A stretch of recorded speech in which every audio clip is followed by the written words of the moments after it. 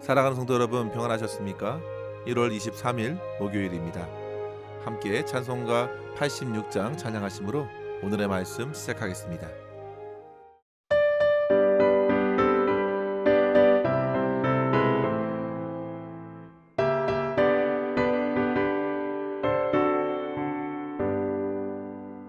내가 늘 의지하는 예수, 나의 상처 입은 심령을 불쌍하게 여기사 위로하여 주시니, 미쁘신 나의 좋은 친구. 내가 의지하는 내 예수, 나의 사모하는 친구, 나의 기도들을 응답하여 주시니, 미쁘신 나의 좋은 친구. 주의 손 의지하고 살 때 나를 해할 자가 없도다. 주님 나의 마음을 크게 위로하시니, 미쁘신 나의 좋은 친구. 내가 의지하는 내 예수, 나의 사모하는 친구, 나의 기도들을 응답하여 주시니, 미쁘신 나의 좋은 친구.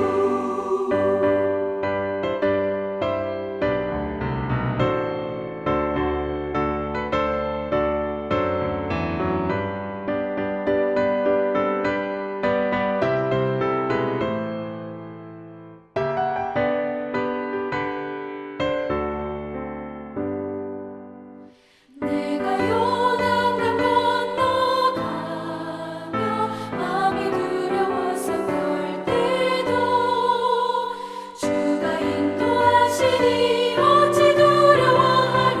미쁘신 나의 좋은 친구.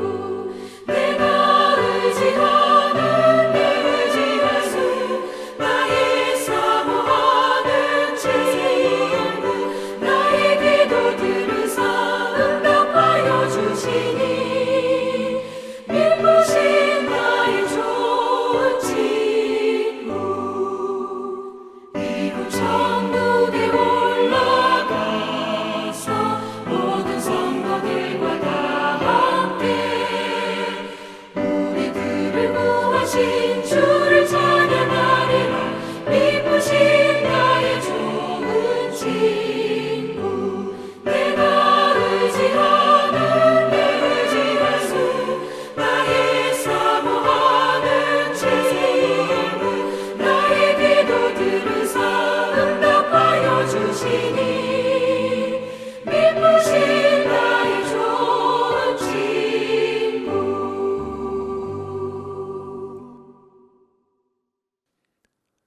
아멘. 이 시간 함께 나눌 말씀은 창세기 37장 18절에서 28절입니다. 요셉이 그들에게 가까이 오기 전에 그들이 요셉을 멀리서 보고 죽이기를 꾀하여 서로 이르되, 꿈꾸는 자가 오는도다. 자, 그를 죽여 한 구덩이에 던지고 우리가 말하기를 악한 짐승이 그를 잡아먹었다 하자. 그의 꿈이 어떻게 되는지를 우리가 볼 것이니라 하는지라. 르우벤이 듣고 요셉을 그들의 손에서 구원하려 하여 이르되, 우리가 그의 생명은 해치지 말자.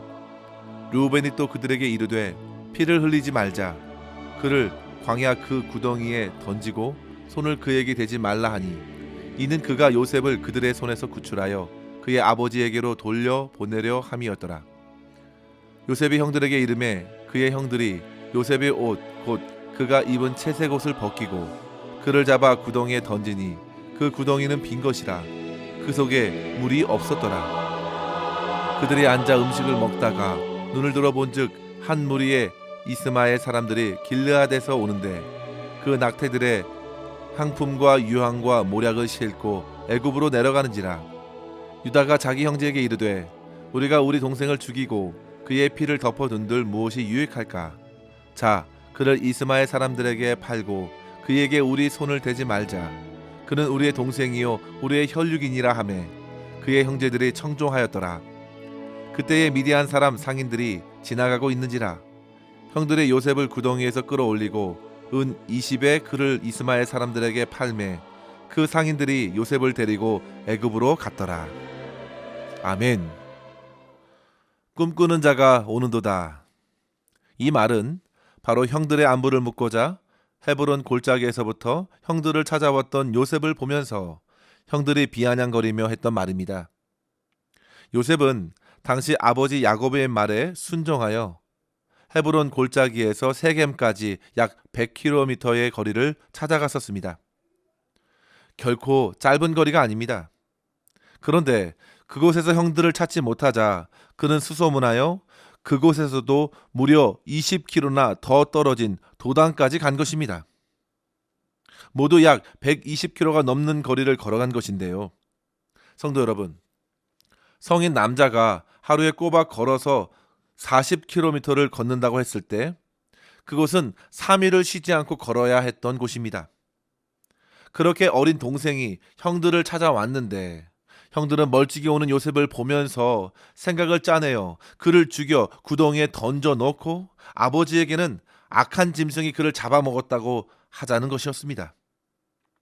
그러자 큰형 르우벤이 그 말을 듣고서 그 목숨만은 해치지 말자고 그저 그를 구덩이에 던져 놓고 어떻게 광야에서 살아남을지 두고 보자 절충안을 내었던 것이죠. 그러나 그는 그렇게 말한 후 나중에 요셉을 건져내려 했지만 어떻습니까? 르우벤이 잠시 자리를 비운 사이에 일은 벌어지고 말았습니다. 남은 형제들끼리 요셉을 구덩이에 빠뜨렸다가 결국 유다의 의견을 따라서 돈을 받고 이스마엘 사람들에게 그를 팔아버린 것입니다. 성도 여러분, 당시 요셉의 나이는 17살이었는데요.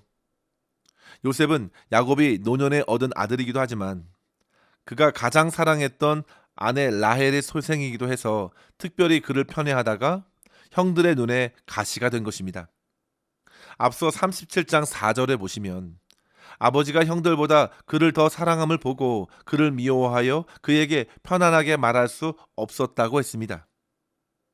요셉은 당시 형들의 잘못을 하면 그것을 그대로 아버지에게 고하는 아이였고 그런 그에게 야곱은 채색 옷을 입혀가면서 온갖 사랑을 쏟아 부었으니 형제들이 그를 미워하는 것은 어찌 보면 자연스러운 일이었습니다. 그런데 결정적인 것은 요셉이 2차례나 꾸었던 꿈 때문이었습니다. 요셉의 꿈은 누가 듣더라도 형제들뿐만 아니라 아버지와 어머니까지도 요셉이 다스리게 될 것이라는 해석이 가능했습니다. 그러니 형들의 시기는 곧 그를 죽이려는 맘까지 이르게 된 것입니다. 성도 여러분, 여기서 우리는 요셉에게 가해진 형들의 시기와 질투, 미움과 그 음모를 보면서 오늘날 세상에서 하나님의 꿈, 하나님의 비전을 향해 걸어가는 성도들이 겪을 수 있는 여러 가지 시험들도 그것과 크게 다르지 않겠다는 생각을 하게 됩니다. 요셉에게 허락하신 꿈은 하나님께서 앞으로 만날 위기 속에서 하나님의 백성들을 건지고 아브라함과의 약속을 이행하시기 위한 예고였습니다. 그런데 본문에서 요셉은 그가 꾼 꿈으로 결국 죽음으로 내몰린 것입니다. 성도 여러분, 이같이 세상에서 성도들이 이 땅의 것들이 아닌 위의 것, 하나님의 나라를 바라보면서 살아갈 때 세상으로부터 시기와 미움, 때로는 모욕과 고난을 당할 수 있다는 사실을 알아야겠습니다. 무엇보다도 타락한 천사 사단 마귀는 아담과 하와를 시기하고 거짓으로 유혹했던 것과 마찬가지로 하나님의 사랑을 받는 성도들을 괴롭혀 죽음으로 몰아가려고 합니다. 보십시오. 사단은 가장 간교한 뱀을 통해서 하나님과 사람과의 관계를 시기하고 하나님의 풍성한 은혜를 왜곡시켰습니다. 창세기 3장 1절 중반에 보시면 뱀이 말하지요. 하나님이 참으로 너희에게 동산 모든 나무의 열매를 먹지 말라 하시더냐. 사단은 하나님의 마음을 옹졸하게 표현하여 의심 갖게 하였습니다. 그러더니 창세기 3장 5절에서는 결코 죽지 아니할 것이다. 오히려 너희가 그 과실을 먹어 하나님과 같이 될 것을 하나님이 아심이라 했습니다. 사단 마귀는 그렇게 거짓으로 그들을 속여 넘어지게 했습니다. 오늘 말씀에서도 보시면 형들은 요셉과 아버지 야곱의 사이를 가르려 했습니다. 그들은 그토록 싫었던 요셉의 채색 옷을 갈기갈기 찢었고 그를 물이 하나 없는 구덩이에 빠뜨렸습니다. 그만큼 그에게 어떤 국률도 없었습니다. 그런데 더더욱 완악한 행태는 요셉을 절망의 구덩이로 밀어 던지고서 자신들은 25절에 보시면 앉아서 음식을 먹고 있습니다. 꺼내달라고 애원하는 요셉을 무시한 채 그들은 그저 자기의 배들을 채웠습니다. 뿐만 아니라 지나가는 상단에 은 20을 받고 종으로 팔아 넘기려고 그를 끄집어낸 것입니다. 성도 여러분, 요셉이 형들에게 어떻게 했을지 상상해 보십시오. 아마도 형들에게 울고 불며 빌었을 것 같습니다. 제가 잘못했다고, 다시는 안 그러겠다고, 이제 아버지께 고자질 안 하겠다고, 살려달라고, 제발 용서해달라고 간청했을 것입니다. 그러나 형들은 참으로 매정하고 악하여 끝까지 애원하는 요셉을 내친 것입니다. 성도 여러분, 나중에 형들에게 이 장면이 결코 잊혀지지 않았습니다. 창세기 42장 21절에 보시면 그들이 나중에 후회하면서 이렇게 말하지요. 우리가 범죄하였도다. 그가 우리에게 애걸할 때에 그 마음의 괴로움을 보고도 듣지 아니하였으므로 이 괴로움이 우리에게 임하도다. 성도 여러분, 다른 이들에게 행한 죄와 악행들은 결코 사라지지 않습니다. 그 마음과 영혼에 그대로 남겨져 양심을 찌르고 후회와 괴로움을 더할 것입니다. 악을 저지른 그 영혼은 더욱 심각한 고통에 사로잡히고 맙니다. 그런데 일단 악을 행할 때에는요, 이 사실을 잘 모르는 것입니다. 쉽게 거짓으로 덮으면 될 것이라고 생각하고선 그들은 야곱에게 악한 짐승이 요셉을 잡아먹었다고 속이고 완전 범죄를 꿈꿨습니다. 그러나 성도 여러분, 그들의 모든 꿈들은, 모든 계획은 완전히 무너졌습니다. 그들의 온갖 악행은 결국 22년 후에 요셉 앞에서 죄인으로서 용서를 구하게 되는 것으로 드러납니다. 성도 여러분, 거짓으로 속이는 완전 범죄는 곧 무너집니다. 그러나 하나님께서 믿는 자들에게 부어주시는 비전과 꿈은 성취됩니다. 요셉은 하나님의 인도하심을 따라서 하나님의 뜻을 이루는 귀한 일에 아름답게 쓰임받지요. 사랑하는 성도 여러분, 요셉의 일대기를 묵상하면서 우리는 요셉을 통해 드러난 그리스도 예수를 보아야겠습니다. 먼저 주님께서는 하나님의 사랑받는 자였습니다. 하나님의 아들이었습니다. 그런데 이 땅에 오셨을 때에 얼마나 많은 종교 지도자들이 주님을 죽이고자 꾀했습니까? 온갖 모욕과 거짓으로 몰아가 하나님을 모독했다는 죄목으로 고발했고 로마 정권을 무너뜨리는 자로 참소했습니다. 주님께서는 심지어 가까운 제자들에게도 버림을 당하셨고 심지어 가룟 유다는 돈의 눈이 멀어 주님을 은 30에 팔아 십자가에 넘기었습니다. 요셉이 30세에 애굽의 총리가 되었듯이 우리 주님께서도 30세에 공생애를 시작하셨고 요셉 또한 여러 가지 고난과 시험 그리고 보디발의 아내의 유혹을 받았어도 하나님을 의식하여 이겼듯이 우리 주님께서는 광야에서 사단의 유혹에 말씀으로 이기셨습니다. 결국 요셉이 하나님께서 계획하신 모든 뜻을 이루고 세상과 형들의 악행에도 모든 것을 선으로 바꾸사 기근 중에 세상과 하나님의 백성들을 살리신 것처럼 주님께서는 십자가의 죽음으로 몰아가는 그 세상의 죄와 악들을 끌어안고 죽으셨음에도 다시 살아나셔서 참된 생명의 길을 나타내시고 믿는 자의 소망이 되신 것을 보여줍니다. 성도 여러분, 꿈꾸는 자 요셉이 당한 세상의 시기와 미움 그리고 버림과 고난 속에서도 끝까지 하나님의 꿈과 계획은 무너지지 않고 이어졌음을 생각하고서 우리 또한 하나님께서 허락하신 믿음의 길을 주님만 바라보며 걸어갈 수 있기를 소망하면서 오늘 말씀을 통하여 두 가지로 적용하면서 은혜를 나누었으면 합니다. 첫째로 성도 여러분, 시기와 미움이 사람을 해치는 것으로 이어지지 않도록 나쁜 마음을 속히 회개할 수 있어야겠습니다. 요셉을 향해서 형제들이 품었던 시기와 미움, 질투의 마음은 그를 결국 해치는 것으로 이어졌습니다. 사람을 죽이고자 하는 미움과 시기가 형제들의 마음을 사로잡았습니다. 그들이 처음부터 요셉을 죽일 생각은 아니었을 것입니다. 그 못된 마음을 계속 품고 있었기 때문에 좋은 기회를 틈타서 죄를 저지른 것이죠. 그때가 바로 아버지가 가장 멀리 떨어져 있었을 때였습니다. 아버지가 가까이 계셨더라면 생각할 수 없었을 것입니다. 아버지의 눈을 피해 형제들은 시기와 미움으로 아우의 생명을 취하려 한 것입니다. 성도 여러분, 가인이 아벨을 죽인 장소도 사람들의 눈을 피할 수 있었던 들판이었습니다. 가인의 마음에도 동일하게 시기와 분노가 일어났습니다. 하나님께서 동생의 제사만 받았으니 열이 나고 화가 났습니다. 결국 그런 시기를 내려놓지 못하고 형제를 해치게 되었습니다. 사울 왕도 생각해 보십시오.